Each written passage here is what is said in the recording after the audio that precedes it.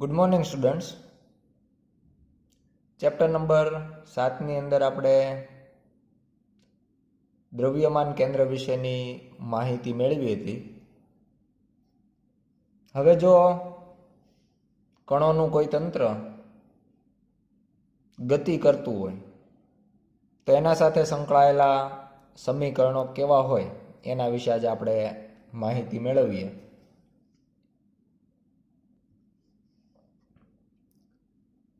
દ્રવ્યમાન કેન્દ્રની ગતિ એટલે કે જ્યારે કોઈ કણોનું તંત્ર ગતિ કરે તો એની સાથે સાથે એનું જે દ્રવ્યમાન કેન્દ્ર હોય એ પણ ગતિ કરવાનું છે. તો એના માટે આપણે કોઈ એક તંત્ર ધ્યાનમાં લઈએ અને એમાં રહેલા જુદા જુદા કણ અલગ અલગ વેગથી જુદા જુદા વેગથી પોતે ગતિ કરે છે એવું ધારીએ તો શરૂઆતમાં આપણે દ્રવ્યમાન કેન્દ્ર માટે સમીકરણ લખી શકીએ. RCM is equal to M1 R1 સદિશ વત્તા M2 R2 સદિશ વત્તા અપ ટુ MN RN સદિશ ભાગ્યા M1 plus M2 up to MN. જ્યાં આપણે જાણીએ છીએ કે છેદની અંદર જે બધા જ દળનો આપણે સરવાળો કરીએ છીએ એ બધા જ દળનો સરવાળો આપણને તંત્રનું જે કુલ દળ છે એના જેટલો મળે, જેને આપણે કેપિટલ M વડે દર્શાવીએ છીએ. એટલે આખું સમીકરણ જે છે આપણે ફરીથી દર્શાવ્યા મુજબ લખી શકાય કે જેમાં આપણે છેદની અંદર કેપિટલ M લખીએ છીએ, જ્યાં કેપિટલ M એટલે તંત્રના અલગ અલગ જે કંઈ કણો છે એ બધાના દળનો સરવાળો થશે. અને હવે જો આપણે આ સમીકરણ છે એમાં M જે છે એને બીજી તરફ લઈ જઈએ તો MRCM is equal to M1 R1 સદિશ વત્તા M2 R2 સદિશ વત્તા અપ ટુ MN RN સદિશ આ પ્રકારનું સમીકરણ મળશે. હવે જો અહીંયા આપણે આખું જ તંત્ર ગતિ કરીએ એવું ધારી લઈએ અને એમાં પણ બધા જ જે કણ છે એ અલગ અલગ દિશામાં અથવા અલગ અલગ વેગથી ગતિ કરતા હોય તો કહી શકાય કે એનો જે પોતાનો સ્થાન સદિશ છે, પહેલા કણ માટે R1, બીજા માટે R2, એનમાં કણ માટે RN, એ સમય સાથે બદલાય જો તંત્ર ગતિ કરતું હોય તો. અને એટલા માટે આપણે અહીંયા એવું કરી શકાય કે જો યામ સમય સાથે બદલાતા હોય તો આખા સમીકરણનું સમયની સાપેક્ષે વિકલન કરી શકાય. એટલે આપણે ઉપરના સમીકરણનું સમયની સાપેક્ષે વિકલન કરીએ તો અહીંયા M dRCM બાય dt આપણે જાણીએ છીએ કે તંત્રનું કુલ દળ સમય સાથે બદલાતું નથી એટલે એ વિકલનની બહાર આવશે, પણ એના દ્રવ્યમાન કેન્દ્રના યામ જે છે એ બદલાશે એટલે એટલા માટે માત્ર એનું વિકલન થશે. એ જ પ્રમાણે પહેલા કણનું દળ બદલાવાનું નથી, માત્ર એના યામ બદલાશે. અને એ જ વસ્તુ બાકીના બધા જ કણને લાગુ પડશે એટલે એના માટે આપણે આ પ્રકારનું કંઈક સમીકરણ છે એ લખી શકાય.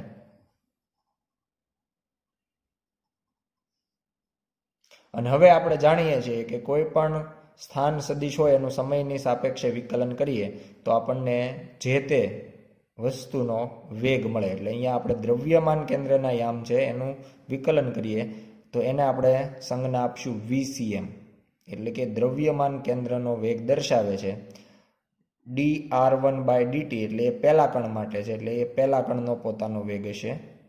એ જ રીતે બીજા કણ માટેનો વેગ અને અપ ટુ Nમાં કણ સુધી આ રીતે આપણે સમીકરણ લખી શકીએ, જ્યાં VCM સદિશ ઇઝ ઇક્વલ ટુ dRCM છેદમાં ડીટી એટલે કે દ્રવ્યમાન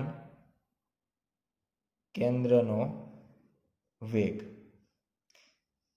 V1 માટે અને V2 માટે પણ આપણે આ બાબત દર્શાવી શકાય કે પહેલા કણનો વેગ અને બીજા કણનો વેગ.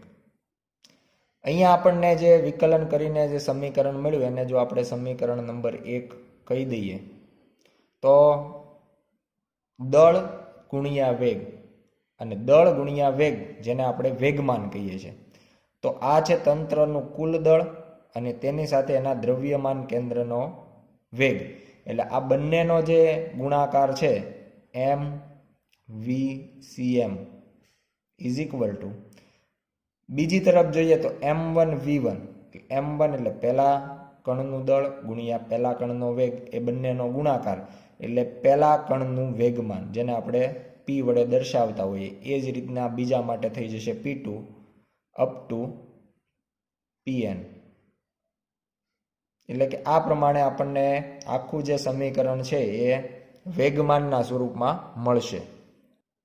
અને સમીકરણ 2 ની અંદર આપણને જે P1 plus P2 plus Pn બધાનો સદિશ સરવાળો છે એ આપણને આખા તંત્રનું કુલ વેગમાન આપશે, જેને આપણે કેપિટલ P વડે દર્શાવીએ. એટલે બધા જ કણનો કુલ સદિશ સરવાળો છે એ આપણને તંત્રનું વેગમાન આપે, જેના બરાબર આપણે કેપિટલ VCM એવું લખી શકાય. એટલે M VCM બરાબર P, જેને સમીકરણ નંબર 3 આપીએ.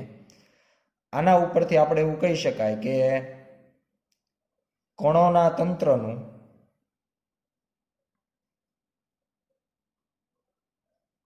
કુલ વેગમાન, એટલે કે આ કણોના તંત્રનું કુલ વેગમાન P કેટલું હોય તો કે તંત્રના કુલ દળ અને દ્રવ્યમાન કેન્દ્રના વેગના ગુણાકાર જેટલું હોય. કણોના તંત્રનું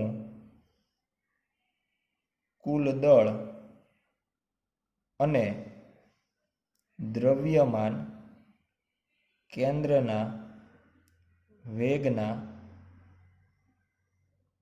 ગુણાકાર જેટલું હોય.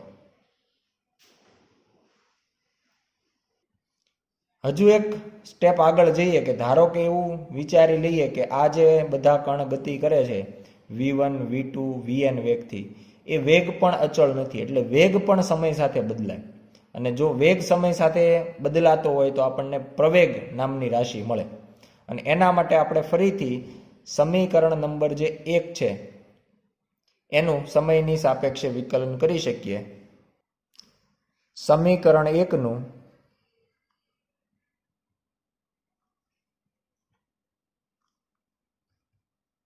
સમયની સાપેક્ષે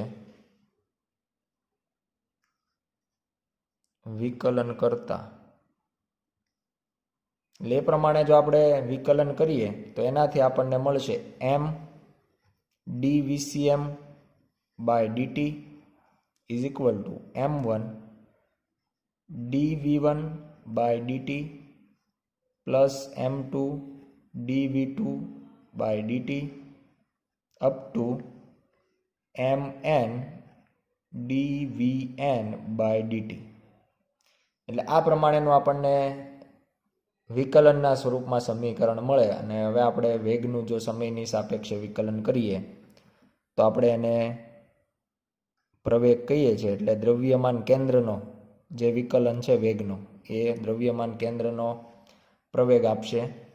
જ્યારે પહેલા કણ માટેનું પદ છે એ આપણને પહેલા કણનો પ્રવેગ આપશે, બીજા માટે M2 A2 અને અપ ટુ Mn an. આ પ્રમાણેનું આપણે સમીકરણ લખી શકીએ, જેને આપણે નામ આપી દઈએ સમીકરણ નંબર 4.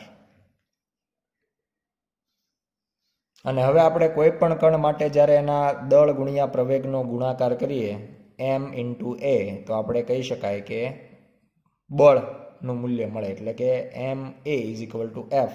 એટલે M1A1 જે આપણને F1 પહેલા કણ પર લાગતા બળની માહિતી આપે, M2A2 આપણને બીજા કણ માટેનું બળ આપે, અપ ટુ Fn, અને આને આપણે બધા જ બળનો સદિશ સરવાળો જે છે, બધા જ કણ પર લાગતું જે બળ છે એનો સદિશ સરવાળો આપણને પરિણામી બળ, જેને આપણે કેપિટલ F સદિશ કહેશું, જે આપણને સમીકરણ નંબર 5 દ્વારા મળશે. તો એના માટેનું સમીકરણ આપણે આ પ્રમાણેનું લખી શકીએ. તો આ પ્રમાણે સમીકરણ નંબર 5 આપણને મળશે. અહીંયા આપણે જે બળ લખ્યા છે F1, F2, Fn, આ બધા બળ એ છે કે જેના લીધે કણ જે છે પ્રવેગી ગતિ કરે છે અને એના લીધે કંઈક એને A1, A2, An જેવો કંઈક પ્રવેગ પ્રાપ્ત કરે છે. અહીંયા ઉપર દર્શાવેલા સમીકરણમાં આપણે જો m1 ગુણ્યા v1 કરીએ તો આપણને ખ્યાલ છે કે વેગમાન મળે.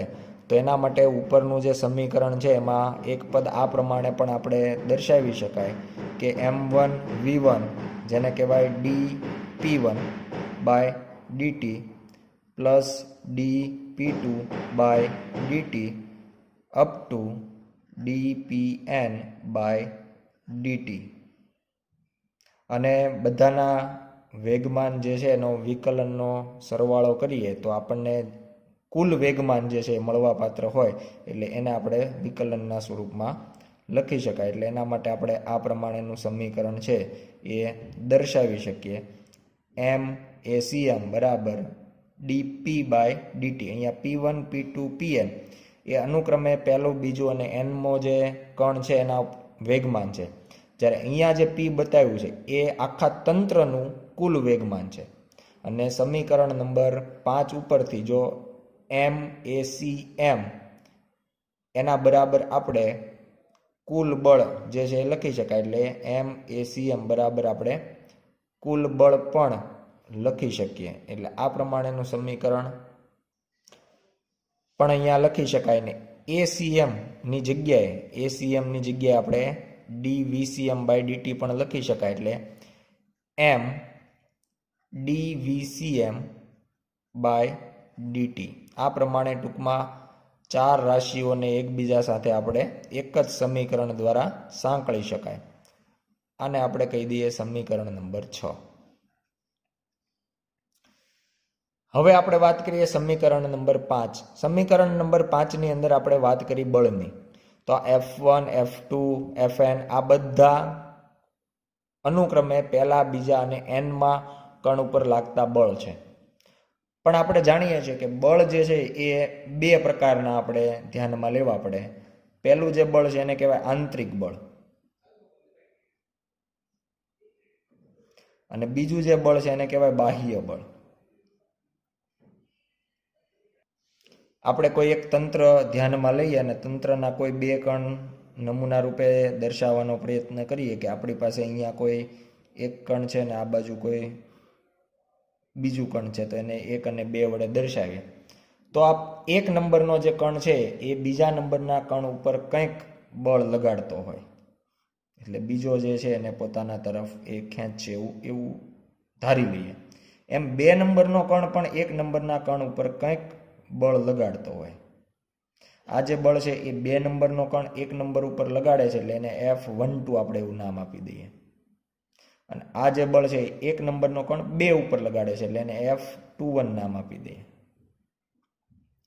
પણ આપણે જાણીએ છીએ કે એક કણ બીજા ઉપર જેટલું બળ લગાડે, બીજો પહેલા ઉપર આટલું જ બળ લગાડે. આ પ્રકારનું જે બળ છે એ આંતરિક બળ કહેવાય, કારણ કે આ તંત્રની અંદરના બળો છે. અંદરનો કણ બીજા અંદરના કણ ઉપર બળ લગાડે છે. એટલે આના માટે જો આપણે લખવું હોય તો F12 નું મૂલ્ય એટલે માનાંક લઈએ તો એ F21 જેટલું જ હોય, જે આપણે જાણીએ છીએ, જે આપણને ન્યૂટનના ગતિનો ત્રીજો નિયમ કહે છે કે આઘાત અને પ્રત્યાઘાત સમાન મૂલ્યના હોય. એટલે જો બંનેનો આપણે સદિશ સરવાળો કરીએ, F12 સદિશ વત્તા F21 સદિશ ઇઝ ઇક્વલ ટુ આપણને 0 મળશે. એટલે કે આંતરિક બળ 0 હોય. એટલે આપણે જો પ્રવેગની વાત કરતા હોઈએ તો આંતરિક બળના લીધે આપણને કોઈ પ્રવેગ મળવાનો નથી, કારણ કે આંતરિક બળનો પરિણામી તો કેવો મળવાનો છે? 0. એટલે જ્યારે આપણે અહીંયા આ બળની વાત કરતા હોય પરિણામી કુલ બળની, ત્યારે પહેલા કણ ઉપર જે કોઈ બાહ્ય બળ લાગતું હોય, તંત્રની બહારનો કોઈ પદાર્થ અથવા કણ એના ઉપર જે બળ લગાડે છે એને આપણે F1 કહી દઈએ. અને એ જ રીતે આના ઉપર ધારો કે આ દિશામાં કોઈ બહારથી બળ લગાડે છે F2, તો આવા બહારના બળ હોય એના લીધે જ એના અંદર A1 A2 આવો પ્રવેગ ઉદ્ભવી શકે. F12 અથવા F21 થી આ જે કણ છે એમાં કોઈ જાતનો પ્રવેગ ઉદ્ભવવાનો નથી. તો આ F1 અને F2 જે બહારના બળ છે એને કહેવાય બાહ્ય બળ. એટલે જ્યારે આપણે ન્યૂટનના ગતિના નિયમો બોલીએ છીએ ત્યારે પણ એમાં સ્પષ્ટ આપણે એવું શબ્દ વાપરીએ છીએ કે બાહ્ય બળ લાગુ પડતું હોય અથવા લાગુ પડે તો એનું મૂલ્ય આ પ્રમાણે હોય. એટલે બાહ્ય બળ શબ્દ શા માટે વાપરવામાં આવે છે એ પણ આપણે સમજી શકીએ, કારણ કે બળ બે પ્રકારના હોય, આંતરિક અને બાહ્ય. અને આંતરિક બળ છે એ એક બીજા ઉપર લગાડે ને બીજો પહેલા ઉપર લગાડે એટલે પરિણામી થઈ જશે શૂન્ય. એટલા માટે આંતરિક બળનો ઉલ્લેખ કરવામાં આવતો નથી. તો આના ઉપરથી આપણે ન્યૂટનની ગતિનો બીજો નિયમ તંત્ર માટે પણ લખી શકાય સમીકરણ નંબર 6 પ્રમાણે. આ જે સમીકરણ છે એના માટે આપણે જો આટલો ભાગ ધ્યાનમાં લઈએ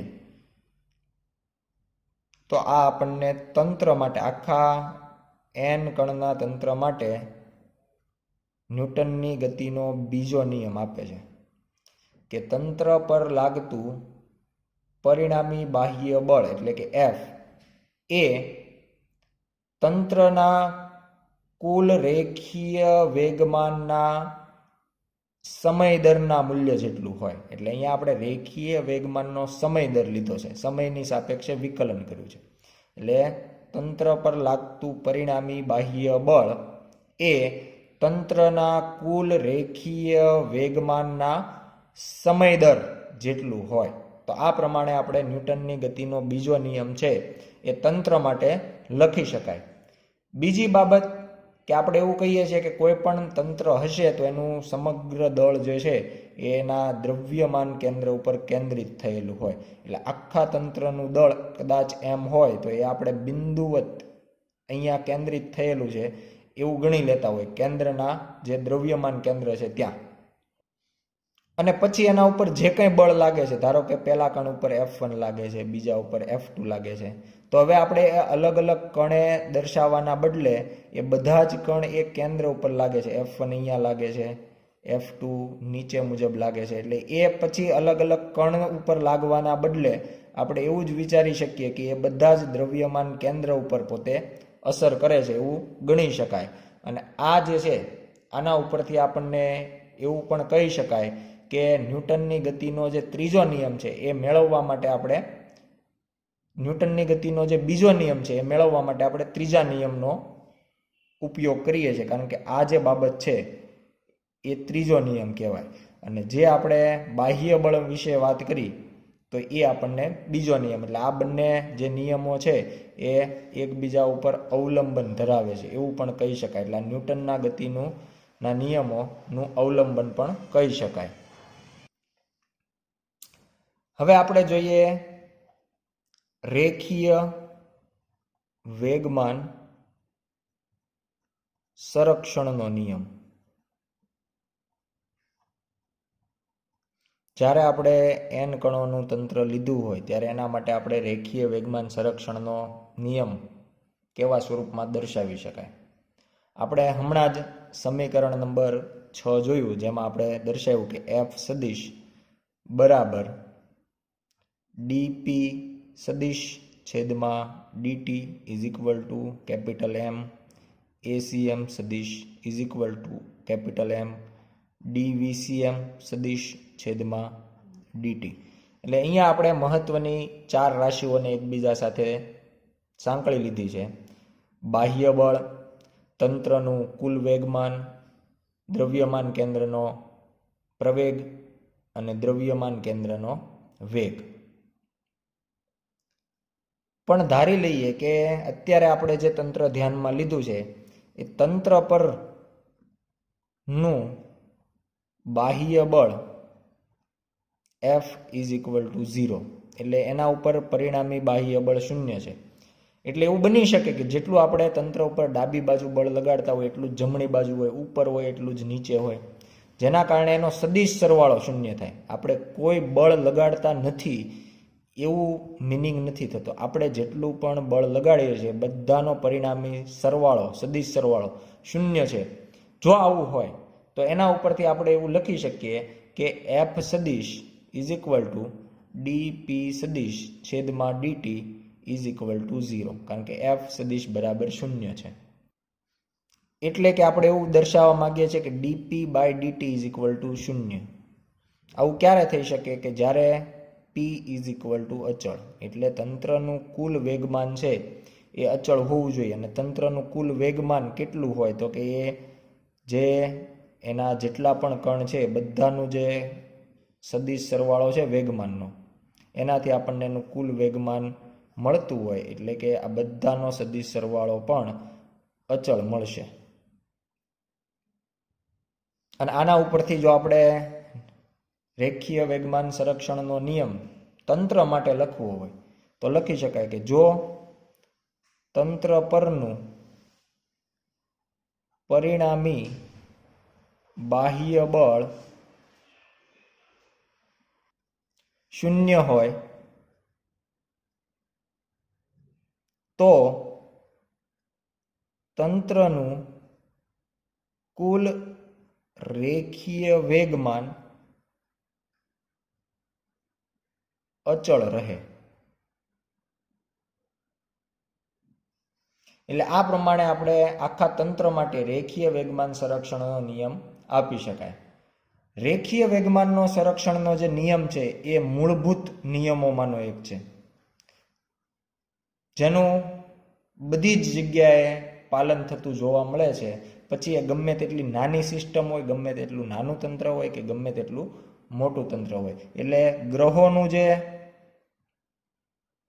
તંત્ર છે તો એમાં પણ આ નિયમ જે છે એનું પાલન થાય છે. ઉપરાંત આપણે વાત કરીએ પ્રોટોન અને ઇલેક્ટ્રોન, તો એવું નાનું જે તંત્ર છે એમાં પણ આ નિયમનું સંપૂર્ણપણે પાલન થતું આપણને જોવા મળે છે. ઉપરના સમીકરણમાં જેમ આપણે વેગમાનની વાત કરી એમ જો પ્રવેગ અને વેગની વાત કરીએ તો બાહ્ય બળ શૂન્ય હોય ત્યારે આપણે બીજી બે રાશિની વિશે પણ લખી શકાય કે F is equal to M ACM is equal to 0. આનો મિનિંગ એવો થાય એસીએમ ઇઝ ઇક્વલ ટુ 0, કારણ કે જો અહીંયા આપણે દળને છેદમાં લઈ જઈએ તો એસીએમની વેલ્યુ આપણને શૂન્ય જ મળવાની છે. એ ઉપરાંત F is equal to dVcm by dt is equal to 0. અને આના માટે જેમ વેગમાન માટે શૂન્ય આવતો તો એમ અહીંયા વેગના વિકલન માટે પણ શૂન્ય આવે. એનો મિનિંગ કે Vcm બરાબર અચળ. એટલે આપણું જે તંત્ર છે એ કોઈ પ્રવેગી ગતિ કરવાનું નથી, કારણ કે પ્રવેગ આપણને શૂન્ય મળે છે. અને દ્રવ્યમાન કેન્દ્રનો જે વેગ છે એ આપણને અચળ રહેશે, એટલે એના વેગમાં કોઈ જાતનો ફેરફાર થવાનો નથી. Vcm બરાબર અચળના બે મિનિંગ નીકળી શકે કે જો આપણું તંત્ર પહેલેથી સ્થિર હોય, અને આપણું તંત્ર સ્થિર હોય તો દ્રવ્યમાન કેન્દ્ર પણ સ્થિર હોય, એટલે એનો વેગ શૂન્ય મળે. તો એના ઉપર જો બાહ્ય બળ ન હોય તો એ સ્થિર હોય તો સ્થિર જ રહે, એટલે વેગ શૂન્ય હોય શરૂઆતમાં તો શૂન્ય જ રહે, એટલે અચળ કહેવાય. પણ જો આપણું તંત્ર ગતિ કરતું હોય તો એ પોતાની ગતિ અચળ વેગથી જાળવી રાખે, કારણ કે પરિણામી બાહ્ય બળ શૂન્ય છે.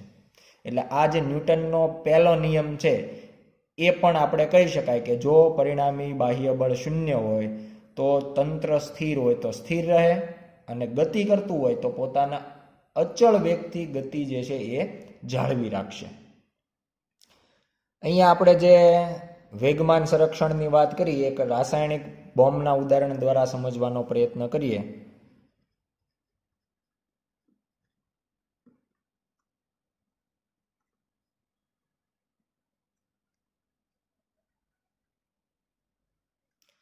તો ધારો કે આપણે પહેલા સ્થિર બોમ્બ લઈએ કે આપણે યામાક્ષ પદ્ધતિના ઉદ્ગમ પર એક બોમ્બ જે છે એ મૂકી રાખેલ છે. અને એનું દ્રવ્યમાન કેન્દ્ર જે છે એક્ઝેક્ટ ઉગમ બિંદુ પર છે, એટલે એના યામ આપણે લખી શકાય 0,0.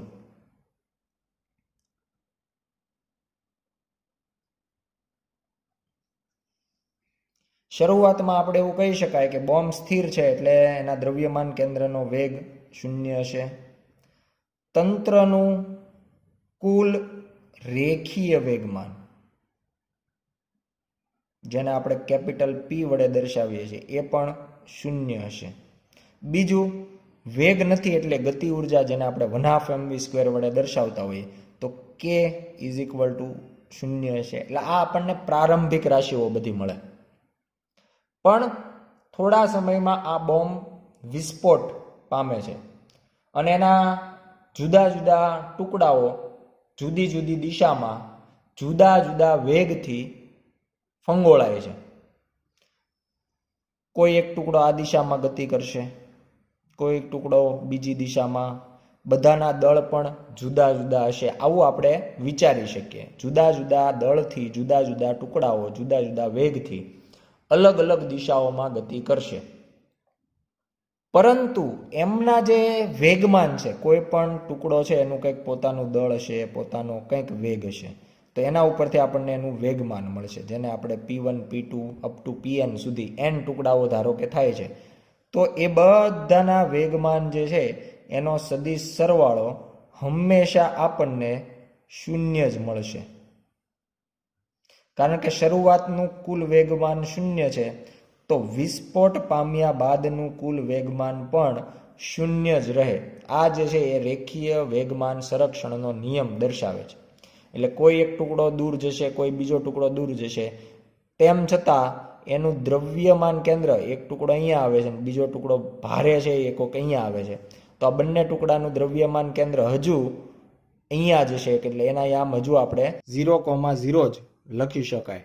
એટલે કે એના દ્રવ્યમાન કેન્દ્રના યામ બદલતા નથી. ઉપરાંત એના વેગની વાત કરીએ તો એના દ્રવ્યમાન કેન્દ્રનો વેગ પહેલા પણ 0 હતો.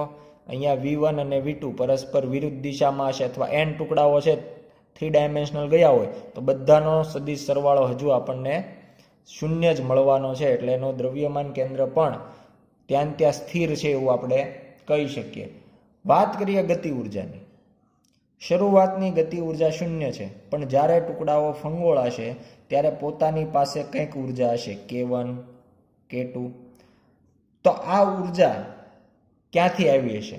તો કે આપણે જાણીએ છીએ કે W = ΔK, કે જો એના ઉપર કંઈક કાર્ય થયું હોય તો એની ગતિ ઉર્જાના ફેરફાર જેટલું કાર્ય થાય, અથવા કાર્ય જે છે એના ગતિ ઉર્જાના સ્વરૂપમાં આપણને મળે. અહીંયા જાણીએ છીએ ગતિ ઉર્જા શરૂઆતમાં 0 છે, અંતે કંઈક ગતિ ઉર્જા એ ધરાવે છે, કારણ કે અદિશ રાશિ છે એટલે વિરુદ્ધ દિશા હોય તો એનાથી બાદબાકી ન થાય, એનો તો સરવાળો જ થાય. તો આ ડેલ્ટા કે ક્યાંથી આવશે, અથવા ગતિ ઉર્જાનો ફેરફાર કોના લીધે મળશે? તો કે રાસાયણિક બોમ્બ જ્યારે આપણે લેતા હોઈએ ત્યારે એની પાસે એના જે અણુઓ છે એ કંઈક આંતરિક ઉર્જા ધરાવતા હોય. એક અણુ બીજા અણુ સાથે જે બંધ દ્વારા જોડાયેલો હોય, બંધ પાસે પોતાની કંઈક ઉર્જા હોય, અને એને આપણે આંતરિક ઉર્જા કહી શકીએ. અને બોમ્બનો જ્યારે વિસ્ફોટ થશે ત્યારે આવા બંધ છે એ તૂટતા હોય. એક અણુ બીજા અણુથી જુદો પડતો હોય, બંધ તૂટે ત્યારે એની જે ઉર્જા છે એ ટુકડાઓને ગતિ ઉર્જાના સ્વરૂપમાં મળે. એટલે એક ઉર્જાનું બીજી ઉર્જામાં રૂપાંતર થાય છે. તો આપણે આ સ્થિર બોમ્બ માટે છે એ કહી શકાય. એટલે ગતિ ઉર્જા છે એ રાસાયણિક ઉર્જાના ભોગે આપણને ગતિ ઉર્જા મળે છે. રાસાયણિક ઉર્જાનું ગતિ ઉર્જામાં રૂપાંતર થાય છે. એટલે આ પ્રમાણે આપણે ઉર્જા માટે જવાબ લખી શકાય. અને રેખીય વેગમાન માટે આપણે બહુ સ્પષ્ટ કહી શકાય, કોઈ જાતનું બાહ્ય બળ લાગતું નથી. એટલે રેખીય વેગમાન સંરક્ષણ મુજબ શરૂઆતનું જે વેગમાન 0 છે એટલું જ અંતે બધા ટુકડાનું જે કુલ વેગમાન છે એ હોવું જોઈએ. એટલે બધાનો સદિશ સરવાળો, અથવા બધા એવી જ દિશામાં ગતિ કરશે કે એનો સદિશ સરવાળો આપણને 0 મળે. હવે વાત કરીએ ગતિ કરતા બોમ્બની. જો કોઈ બોમ્બ ગતિ કરતો હોય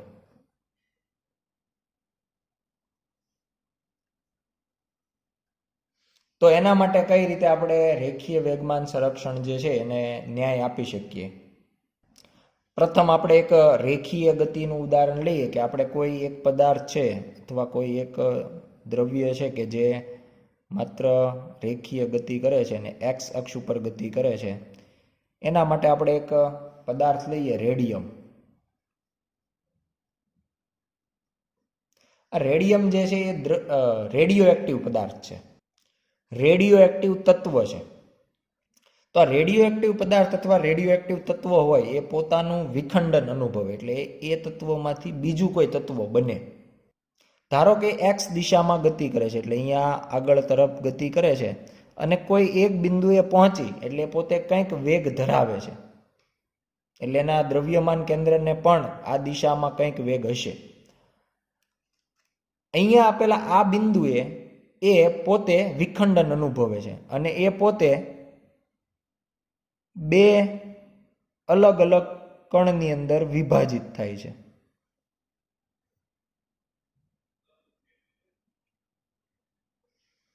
એનો એક જે ટુકડો છે એ રેડોન બને છે, Rn,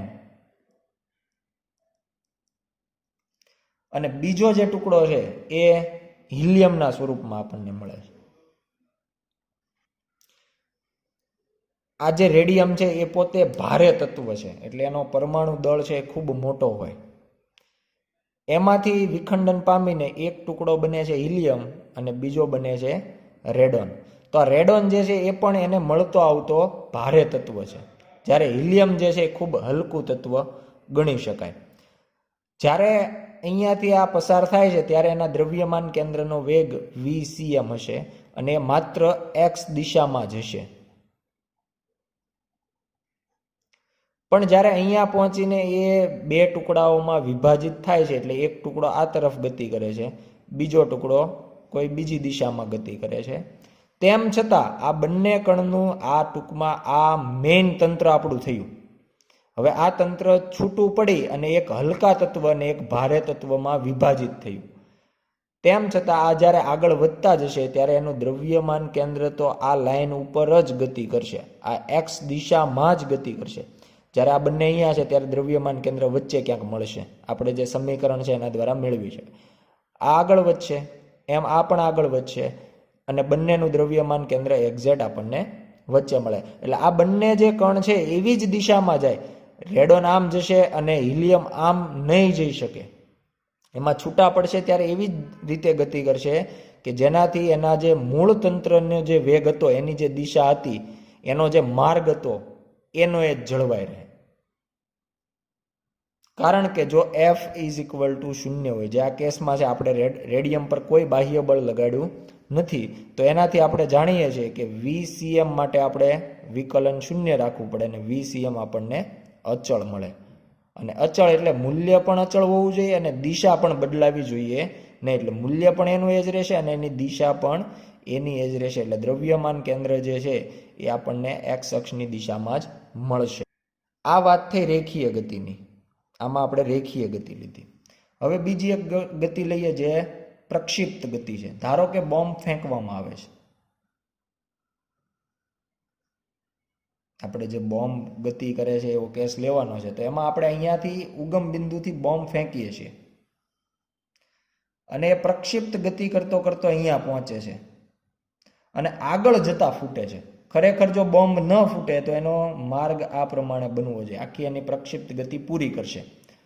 પણ વચ્ચે ક્યાંક જઈ અને જો બોમ્બ ફૂટે તો એનાથી એના જે કંઈ ટુકડાઓ થવાના છે, ધારો કે કેટલા ટુકડા થશે આપણે પહેલેથી ન કહી શકીએ, પણ આપણે ઉદાહરણ સ્વરૂપે એવું લઈએ કે 2 ટુકડાઓ થશે. તો એના 2 ટુકડાઓ હંમેશા એવી રીતે જુદા પડશે, એવી દિશાઓ પસંદ કરશે કે જેનાથી એનું દ્રવ્યમાન કેન્દ્ર એક્ઝેક્ટ એનો જે મૂળ ગતિપથ હતો એના ઉપર જ રહે. એટલે આ ધારો કે M દળનો કોઈ પદાર્થ છે, M દળનો બોમ્બ છે, એના 2 ટુકડા થયા M1 અને M2. તો એનું દ્રવ્યમાન કેન્દ્ર તો હંમેશા એ જે બોમ્બ છે એનો જે ગતિ માર્ગ બનવાનો હતો, જે ફૂટીને બનતો નથી, તો એનું દ્રવ્યમાન કેન્દ્ર તો હંમેશા એના મૂળ માર્ગ ઉપર જ ગતિ કરે. એવી દિશાઓમાં આ 2 ટુકડાઓ ફેંકાય. જો 3 હોય તો ત્રણેયનું દ્રવ્યમાન કેન્દ્ર અહીંયા મળે, 5 હોય 10 હોય જેટલા પણ ટુકડા થાય દ્રવ્યમાન કેન્દ્ર આ લાઈન ઉપર જ મળે એ રીતના જ બોમ્બ હંમેશા ફૂટશે.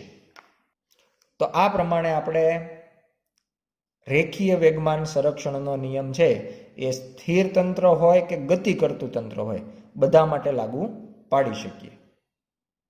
આભાર.